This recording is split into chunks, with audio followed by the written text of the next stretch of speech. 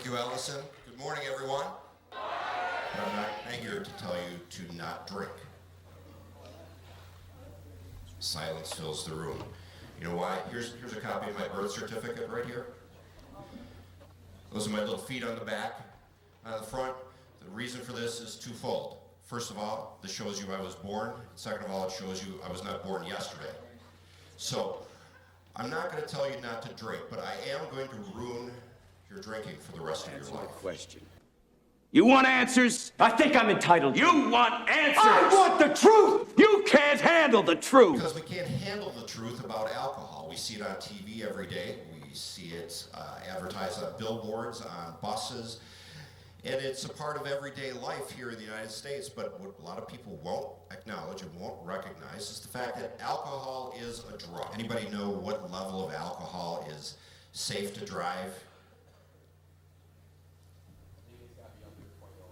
Under 0.08. That was a trick question. Good answer, by the way. 0.08 is the legal limit to drive. The safe limit to drive is much lower. Impairment begins at 0.02. One drop of alcohol is a known carcinogen. It is directly linked to 8 different types of cancer. You just follow the path that the alcohol goes through your body and you'll figure it out. The mouth, the larynx, the throat, the esophagus, the stomach. The liver takes a large role in processing the alcohol for your body. Liver cancer, pancreatic cancer, cancer of the colon, rectum. And ladies, the only dietary connection ever made to an increased risk of breast cancer is alcohol use. Alcohol just doesn't go in your mouth and come out your pores. It's metabolized. You start with alcohol. Metabolizes into something called acetaldehyde. Aldehyde out of paper, which is then converted into vinegar, or acetic acid, as we say in the science class, vinegar, and then CO2 and H2O, as it's finally excreted from the body. So when you put alcohol into your mouth, it's one of the few substances, alcohol, water, and sugar, are directly absorbed into your stomach lining. And in the case of alcohol, most of it is absorbed through your small intestine, but it is absorbed directly into your bloodstream. Goes to your liver, bumps up against that enzyme that I talked about when I talked about Uncle Harry and the primates dropping out of trees 10 million years ago.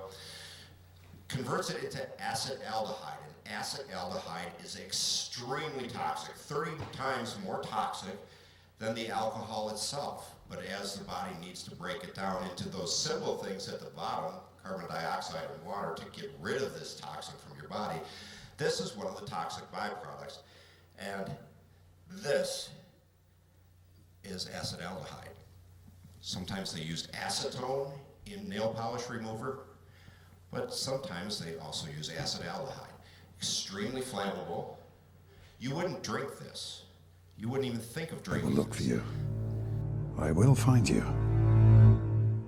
And I will kill you. This is a drug that will make you stupid as well.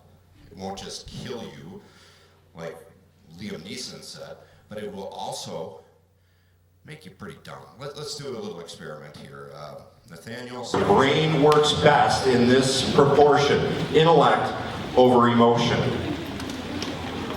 But when you enter alcohol into the equation, step down, Nathaniel, step up here. Step in front of him.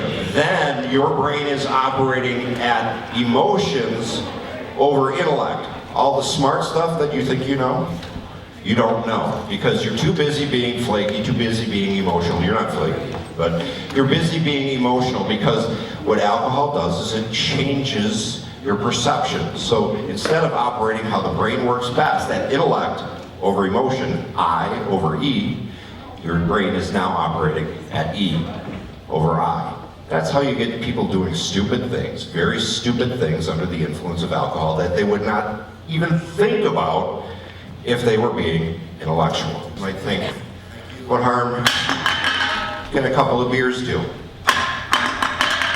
Just 2 beers, that's not that much. Those are big beers, but what harm can this do? I mean, people drink every day. This intellect over emotion thing, this cancer thing, this doesn't scare me a whole lot.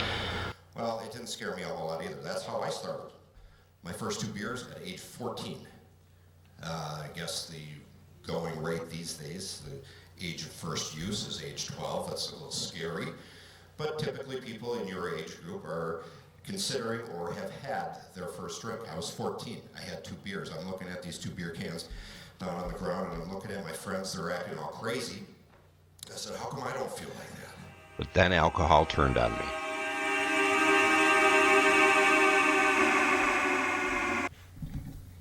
Yeah. Alcohol turned on me. I lied to you at the start of this. I said, I'm not going to ask you to drink. I'm not going to ask you not to drink. I am going to ask you not to drink. And the reason is because I care about all of you. I don't want you in orange. Orange is not the new black. Thank you, everyone.